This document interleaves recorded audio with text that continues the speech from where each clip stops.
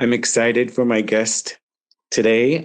She's a friend, mentor, acting coach, and has been a part of my life for a few years now. And I'm excited to have her back on. We're going to do part two. With no further ado, I'd like to introduce Miss Diane Christiansen. Welcome, Hello, Diane. hello. Hi, it's so good to be back, Scott. Thank It's you so for good to having me talk back to for you. part two. Yes, the Last Real Showgirl, part two. Yeah, So I'd like to recap a little bit since we haven't talked in a while, but I've yeah, been following you. We keep up with each other. So yes. tell me, let's go back to how long did it take you to write the book? And let's just give a little background about the book. Sure. I started writing the book in 2006 when I attended the Stardust cast and crew reunion.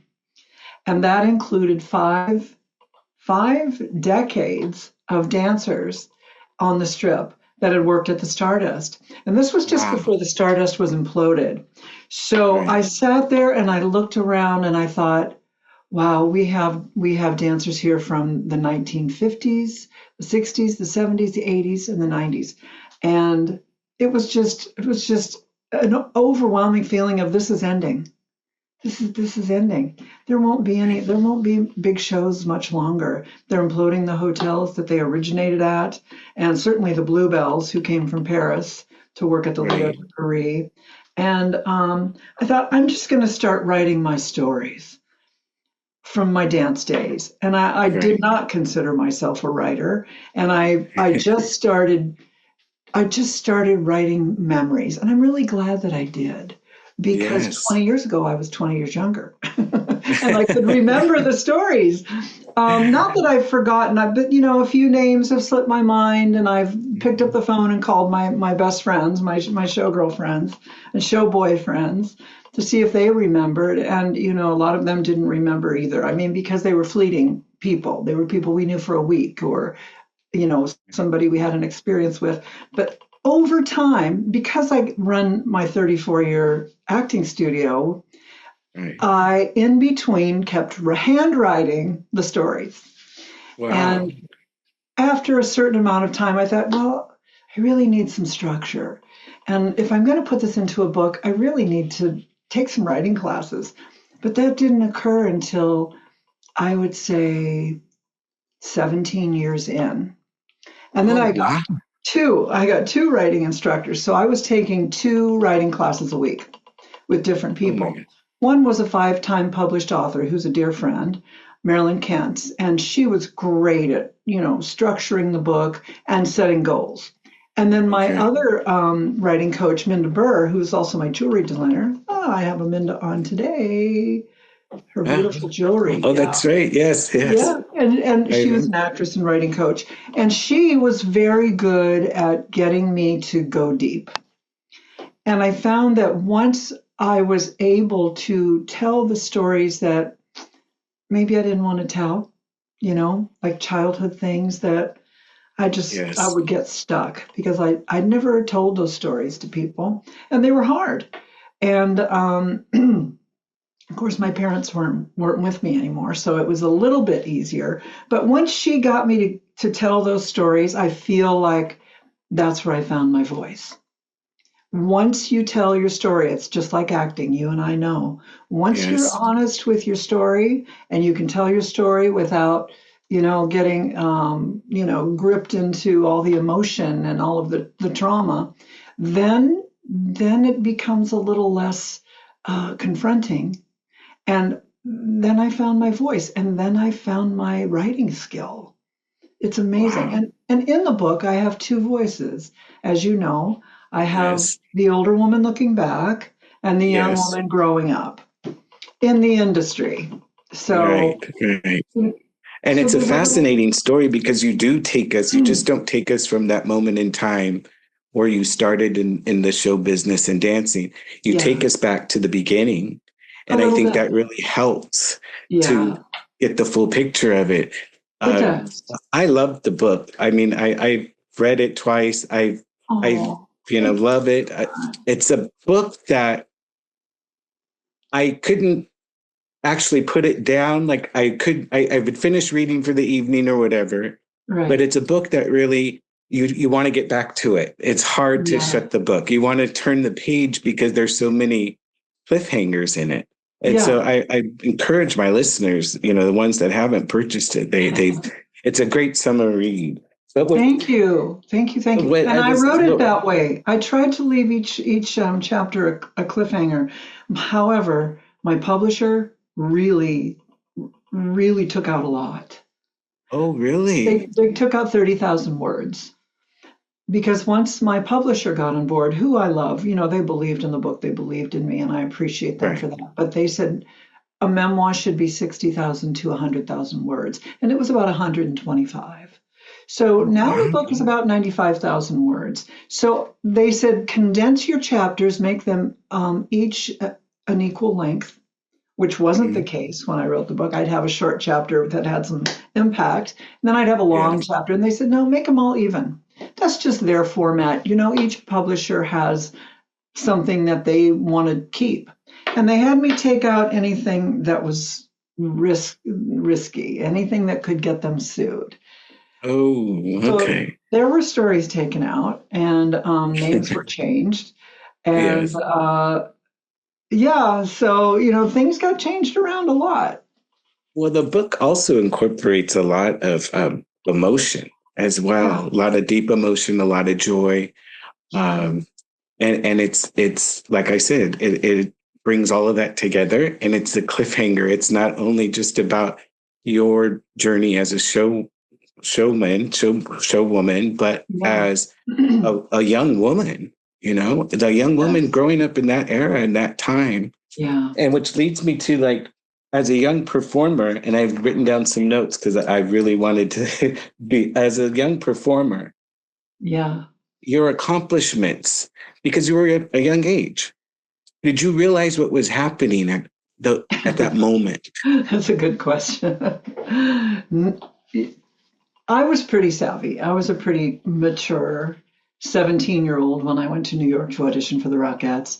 And emotionally, I would say I thought I was more mature than I actually was. So I didn't always know what was happening in the moment. I didn't always know when I'm dating a player or I'm dating someone who's going to break my heart. No, I had zero experience in that area. In high school, I dated a lot of people and had a lot of fun and had a lot of friends and didn't get tied down and had a lot of goals. And so I've always been ambitious. But no, I think that all the early heartbreaks at 18, 19, 20, 21 were surprises. I didn't know. And I didn't know I didn't know. So again, you had success at a young age. Yes, I did. So how did you take that for granted, per se, that success at such a young age? Did you know that you were successful? Yes, because I looked at the level of talent that I was surrounded by. And I knew that I was very fortunate to have a mentor to take me by the hand to get me these auditions. I was so grateful to her. And I knew that, I was surrounded by gladiators in heels and headdresses. These women were gladiators. They were strong and classically trained and powerful and beautiful and dynamic on stage. So I was surrounded by so much talent. I mean, you have to be really good to get those jobs. Those jobs were coveted. And we were gladiators in heels. It took a lot to have the strength to do 6 or 7 nights a week. And that's 2 shows a night and 3 on Saturdays. And in Paris, we did 2 different shows a night and 3 on Saturday. And they were different. So that means if there are 8 numbers in a show, we were doing 16 different numbers in one night in Paris. And then we did one of those shows on Saturdays with no nights off. But I was 21, so. And you have some pictures in the book as well, which I love. I love nostalgic pictures, and I love those. I love all that. And I noticed the costumes that you used to wear. Did you happen to keep any of those? Oh no, Those were major designers that designed those costumes, and those shows ran up to the Lido de Paris, the LA Lido show at the Stardust ran 14 years. So the white sable fur on the opening Yes. costume, those Yes. were $60,000 for each dancing nude, and there were 10 of us, and they were all different. And Falco, Parisian Falco designed those. They were, I mean, if you think about them being designed in 1978, that's a lot of money for one costume. That's a lot of money. Yes, and then that by sure the time is. the Jubilee closed at Bally's, that was the last show to close on the Strip. Right. And I believe it was 2014. Those were Bob Mackie and Pete Menefee. Now, I didn't know that those were Bob Mackie. Oh, yeah. Oh, wow. Wow. And, Dita Von Teese is using them in her burlesque show at the Venetian now. She took those Bob Mackies. In fact, she went to the Bally's was sold. It's now the Horseshoe. The Horseshoe. Yeah. She went over to the Horseshoe when she was opening her show in Vegas. And she'd always wanted to be a showgirl, but she was 5'4". So her dream was to at least add showgirl costumes. So she went over to Horseshoe. They said, yeah, they're in the basement. Go have a look at them. She was going to buy some or rent some or whatever she could do. And she said in an interview that she went into the basement and literally costumes were just on the floor. These Bob Mackie costumes that were, I mean, multi-millions of dollars worth of. And she resurrected them. She put them in her show, and I've seen her show. She puts them on boys. She puts them on all size girls, short, tall, curvy, slim. It's not like the old days where you had to be a stick and really tall. Right. So it's changed, and she resurrected them, and that's kind of a beautiful thing. And then they used some of them in the film The Last Showgirl. And I wanted to ask you about that. I'm sure you've seen it. Oh, yeah. And so what was your take on it? Well, after reading your book and watching the movie, because I read your book first, and then I critiqued the movie based on. I'd like to hear your critique, and then I'm going to tell you the critique of dancers and former showgirls and showboys. They all hate it. They hate it because it's not real. Well, after reading your book and watching the movie, I'm like, that I don't agree with that. Well, I don't believe in that. Well, and it was like, it was a story, but I don't believe it was a true story. No. I don't believe that's truly because I read your book. So that was the true story of a showgirl is what's in your book. And watching the movie was just a movie. It was entertaining. It was fine, but it wasn't true. And I don't think it did justice. So you and I know from being in the industry that a $2 million movie is a very small budget these days. Very. So they did not have permits to use casinos or showrooms or dressing rooms. The costumes were loaned to them for free. So they did have some of the Bob Mackie costumes in the show. However, the characters are nowhere near real. We're talking gladiators in heels now. We're not talking people who sit around until they're 57 and go, oh, I didn't plan. The whole last third of my book is about how everybody had a second or third career in the works while they were dancing before they were 30. Everybody. Yes. Everybody. Yes. They've gone on to be judges and lawyers and, studio owners and teachers and real estate agents and professors. I mean, these are pretty savvy people we were surrounded by. Exactly. And I don't think they portrayed that. That has never been portrayed. Yeah. Yeah. Never. It hasn't. And I don't know anybody in this industry that abandoned their child or let them sit in a car in Nevada heat while they did 2 shows. Nobody does that. And everybody could afford a home. Everybody could afford childcare. None of that was, I don't know anybody like that. And I didn't know anybody like Jamie Lee's character, but as an acting coach and an actor, I really have to hand it to Jamie Lee for the risks she takes and the risk that she takes. Yes. The raw choices she makes for her characters. And I cannot discount Pamela Anderson's beauty and charisma because that carried that little movie. Her beauty and charisma is something to watch. Exactly. But the story Exactly. is the weakest link. Is the weakest link. I agree with you. The You know, script. you talk a little bit about some of the personal issues in your book, and I wondered, was that Mhm. therapeutic for you? It it was, It yes. like did it kind The of short like answer is yeah, very cathartic.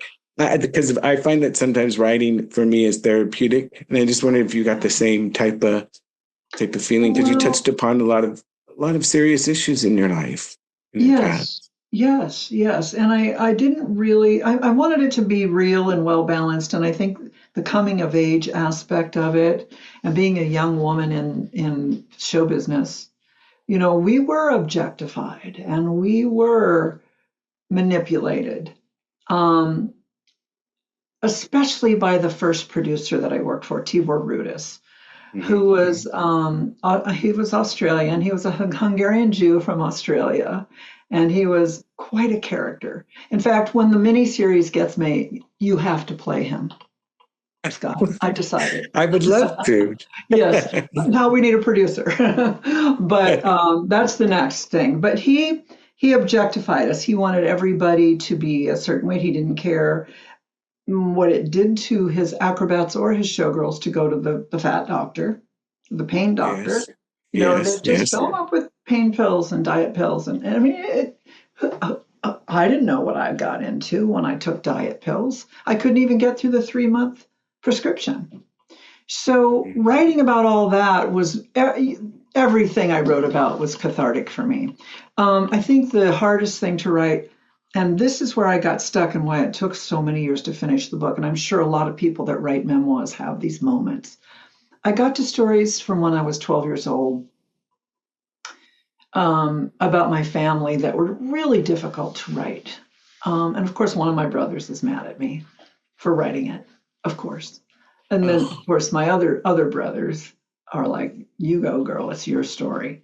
Um, because there were so many years of when you live in an alcoholic environment, there are always secrets. Everything has to be secret. There's always a made up story about what's going on, and everything has to be. It was the 50s and the mm-hmm, 60s. And the mm-hmm, 60s, of course, we wanted to change all that. right. But writing about my family was the hardest part. And once I got past the hard part of my story by going deep and just telling it, I was fine. I was Yeah. fine. I was Did healed. you discover anything about yourself that you kind of uncovered through the book that you would But like to share? I don't know if I shared this with you on a part one of our interview, Scott, but I had an amazing awakening in the process of being published by a publisher. They want you to have a document signed by anyone who's in a photograph. So I had to find the people. I had a lot more photos, but the people they're not with us anymore, or they didn't have a relative to sign a permission to use Mm-hmm, it. So mm-hmm. I went back to my friend Karen, my dance pal, who I went to New York with to audition for the Rockettes. Hadn't spoken in 50 years. She Wow. married a stagehand, had 4 kids. She's retired. She lives in Florida now. And we had the best catch up. We caught up to two 2-hour conversations. And in the second conversation, of course, I got her to sign that I could use her pictures from when we were 16, 17. Mm-hmm, Um, she said to me, she said, I went to the Bahamas and I was going to audition for the show you were in, and I wanted to go audition in Paris, but my dad didn't want me to leave the country, even though I was, engaged and growing. And she said, but you got to dance everywhere. And I said, yeah, but I never got that call for the Rockettes. She said, what do you mean? And I said, Russell Marquardt never called me. Called you? She said, yes, he did. And I said, what do you mean? And she said, a month after I had rehearsed and I was ready to go into the show, Russell Marquardt, the creator of the Rockettes, called me into his office and he said, I wanted to let you know that I called your mentor today to have Diane come up and join the line. And she said, oh, is she coming? And he said, your mentor said that she couldn't vouch for her skills and is sending someone else. a girl that had been with her since she was 3, who used to be in my tap class. And she lasted 2 weeks, Karen said. So my mentor never told me that. I was thrown under the bus by my mentor for whatever reason, For whatever reason.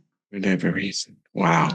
She's not with us anymore, so I have no way of having that conversation. But I think back to all the years that I would go home and bring her gifts and take her out and spend time with my daughter. And all that time she had betrayed me. Wow. That was heartbreaking. That is heartbreaking. It chokes me up a little bit too. Yeah. Just that was heartbreaking. And yet, in retrospect, I don't think, Scott, I would have been happy at the Rockettes. They worked 4 shows a day, 7 days a week back then. And every girl's exactly the same. And I remember Karen saying to me, Diane, you always stand out. I wasn't meant to be like every other girl in the line. No, you weren't.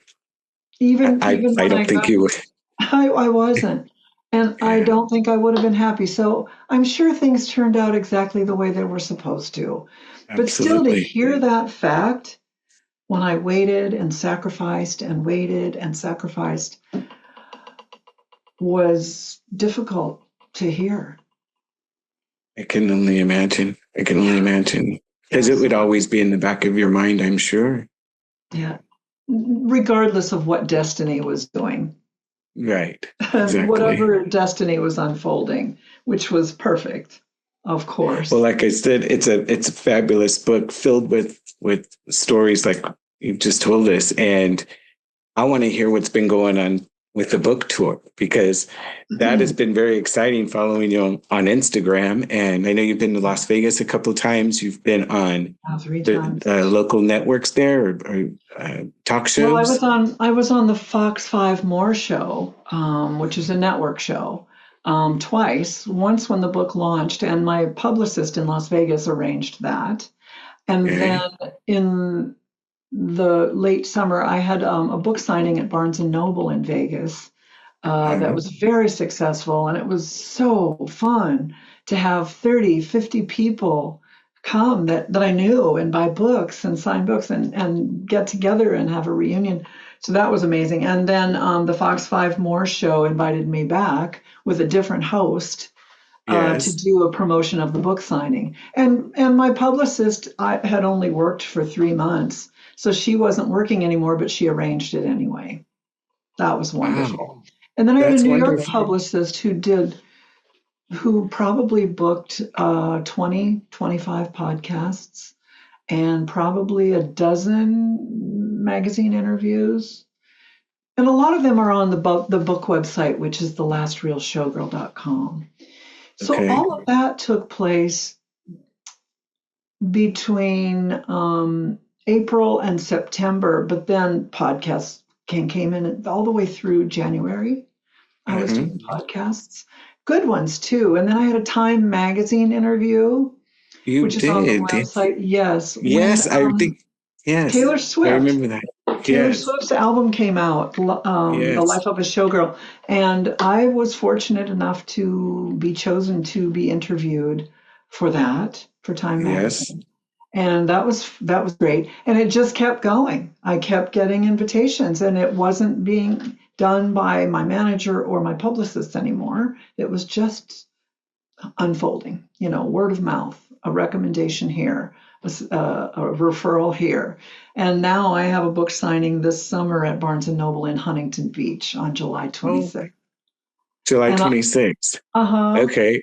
I got to put that on my calendar. Yeah. And then one of my friends who is the founder of the Showgirl Legacy Foundation for 20 years in Vegas invited me to co-host her new talk show, which was a local TV show in Las Vegas. And I was a guest for 3 shows talking about the book. And then I co-hosted 3 more shows. So I've been on her show 6 or 7 times. And that has been wonderful because we get to interview other dancers, vintage dancers, costume designers, musicians that worked in the show, stagehands, wardrobe people, wardrobe Hmm. professionals that we worked with. So that's been just a walk down memory lane the whole And then time. I think I saw you at the Mob Museum. I've been hearing a lot Yeah, about the Mob that Museum. was last week. The Mob Museum's incredible. I had no idea that it was so Mhm. huge. And I was booked by Sue Kim Chung, who has my book in the Special Collections Division of UNLV. And she called and she said, I'd like to have a panel of 3 people, and I want you to be one of them and promote your book at the Mob Museum. And she's transitioning and going to work there in a couple of weeks. She just retired at UNLV after 27 years. So she had us on an interview in the courthouse of the Mob Okay. Museum. If I ever go Yes. back to Vegas and anytime soon, I want to tour the Mob Museum because it's fascinating. It's I fascinating, just saw that. Yeah. and they're Yeah. expanding. So we did a panel of 3 of us, and she had wonderful questions. Of course, her hobby is showgirls and collecting all of the vintage things she can. But Yes. that was really fun, really, really fun. And they Well, sold out. The courthouse holds 140 people. They sold 150 tickets, and they said it was the wonderful. largest turnout for any event they had ever held there. So Wonderful. I guess showgirls are popular again. I think they are. And I think I kicked it off with you because after your book came out, then all these other things started popping up. And I really truly believe you brought an awareness to it. And I believe too that the timing of your book's release, Hmm. because you're right, Las Vegas, lost that with Jubilee. And that was the last show I had ever Yeah. seen, first and last. Yes. Like when I became of age, 21, 100,000 years ago. But I saw that show, and then I think we saw it a second time. But then you don't know the history, and I believe that the showgirl show business history is very much a part of art and Yes. and Oh and yeah. creativity, It is. and it has a history, and it has a rich history. Right, because And an art form that truly was an art form. I mean, when you put together, these great designers, these classical dancers, these producers with so much money and imagination to put into it, they're much too expensive now. And remember that the mob backed those shows. You okay. know, the mob took care of everything that happened on the strip, including all the showgirls. They were very good to us. Mhm. I had brief encounters because I was there at the end of the mob. Everything was Mhm. pretty much corporate owned by Mhm. 1983, 84. I left in 81. So I was Mhm. at the tail end of what happened with Frank Rosenthal. And Okay. he had just been well, he had just been busted. He is the De Niro character in Casino, and that Oh, movie is precise. That's him. Aside that's from one of my changing favorite some of the movies. details of why he was convicted, but he did not go to prison. He moved to Florida, became a bookie, and he became an FBI informant Um, and saved his own life. Interesting. Interesting. And So, he what advice would you give a young girl that is looking to dance? Because you know the whole gamut of it all. yeah. And what would you tell the young girls of today? I've talked to a lot of them because a lot of them were at the Mom Museum, and a lot of them were dancers who were in town for various things. And I've had students who are dancers who Hmm. danced the Backstreet Boys for 3 years in Vegas, and they were short. So Hmm. things have changed. I would say figure out what form of dance you really love and go for that. Like if you're a tapper, Hmm. go audition for the Rockettes. If you're tall and you tap and you kick, if you're shorter and you love ballet, go for the ballets. Um, if you are interested in a steady job, there are still jobs that hire dancers in Las Vegas, especially the Hmm. residencies who have shows. And usually those shows are listed in Backstage West publications. Applications. Yeah, that's Okay. usually where those kind of shows post their auditions. But you can also dancers can call any of the hotels in Las Vegas and see who's hiring. And a lot of the artists that work there, like Bruno Mars and Lady Gaga, they're casting in New York or LA. Okay. So any of those magazines or publications that list auditions Yes. would list those kinds of auditions for the residency performers, which is a big thing in Vegas now. But Vegas is so different. It's so It different. is. It's I've even seen the change, just yeah, kind of externally, the yeah. change of everything. So. And the Cirque Now, du where Soleil can we get your book, performers. Diane? Oh, well, Where you can get my book on the book website, thelastrealshowgirl.com, Yes. or on Amazon, Okay. or at mcfarlandpublishing.com, or on Goodreads, or Barnes and Noble. Perfect. And then you're having a book signing in Huntington Beach? Barnes and Noble on Sunday, July 26th from 1 to 3. 1 to 3. That's the next book signing. Well, Diane, that's so wonderful. I love doing part 2. Oh, this was a follow-up of your book. I loved hearing about the book tour. We got a little bit deeper into the book, which I loved as well. Oh, good. And I just want to thank you so much for joining me on the podcast. I'm so glad that I keep you on my radar, because you're a mover and a shaker, Scott. And I always miss you in our acting class. And how's the acting aspect going? Wonderful. Okay. It's all wonderful. We're so fortunate. Tess is teaching a little more than I am, but she's also expecting a baby. She and her husband decided to have another one, so I'll have another grandchild in December. So that's exciting. Congratulations! Congratulations! It's a big event for our family. Yeah. Good. And if you run across a producer who's looking to do a limited series, my manager is pitching it, and we're open. I would love that, and I'd love to audition for any part you want me to. And you may run across somebody looking to invest, and this showgirls deserve a big budget. Yes, they do. Yeah. Absolutely. Well, Diane, thank you again. Thank you. And to all my listeners, I thank you so much for listening. And remember my motto: a lot of people look at everything and see nothing, and I want you to see everything. Thank you, Scott.